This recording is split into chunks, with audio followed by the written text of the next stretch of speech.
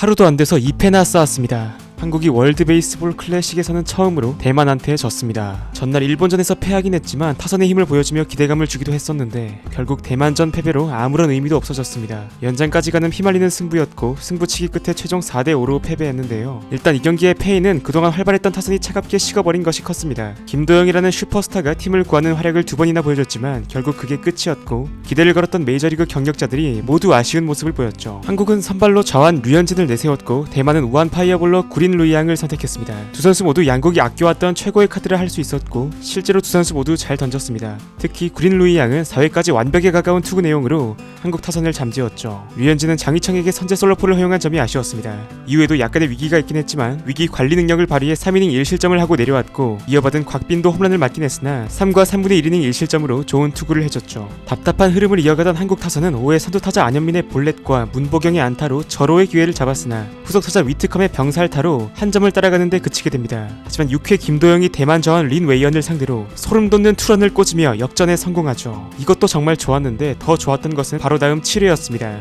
1사 1-2루 위기에 몰린 곽빈이 내려가고 데인 더닝이 등판했는데 기가 막힌 땅볼 유도를 해냈고 김도영의 센스 있는 병살 플레이로 위기를 넘기게 되죠.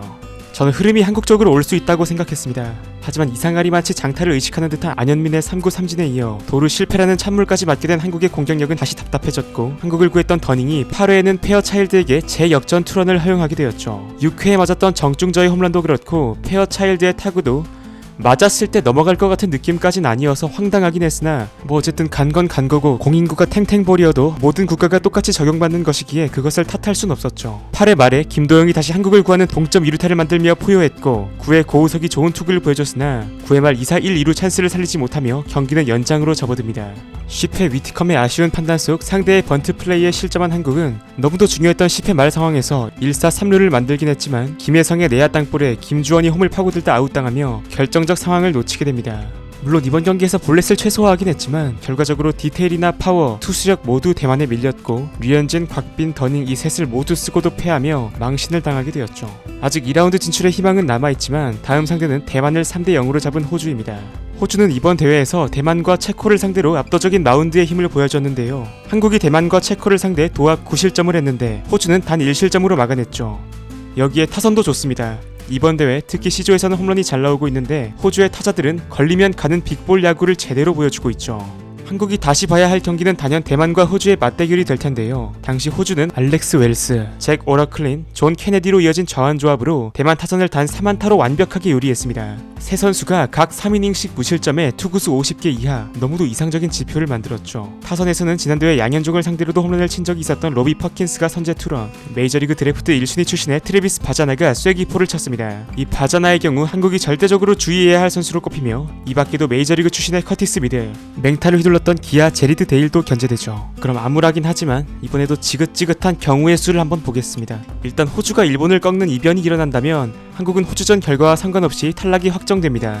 일본이 이긴다고 가정한다면 한국이 호주를 잡을 경우 한국, 호주, 대만이 모두 2승 2패로 동률이 되는데요. 규정상 세 팀이 동률일 경우 순위를 가르는 기준은 동률 팀 간의 경기에서 발생한 수비 이닝당 최소 실점 비율입니다. 따라서 한국은 호주전에서 그냥 승리가 아닌 확실한 승리를 가져와야 하는데 결론부터 말씀드리면 5점 차 이상으로 이기는 동시에 2실점 이하를 해야 합니다.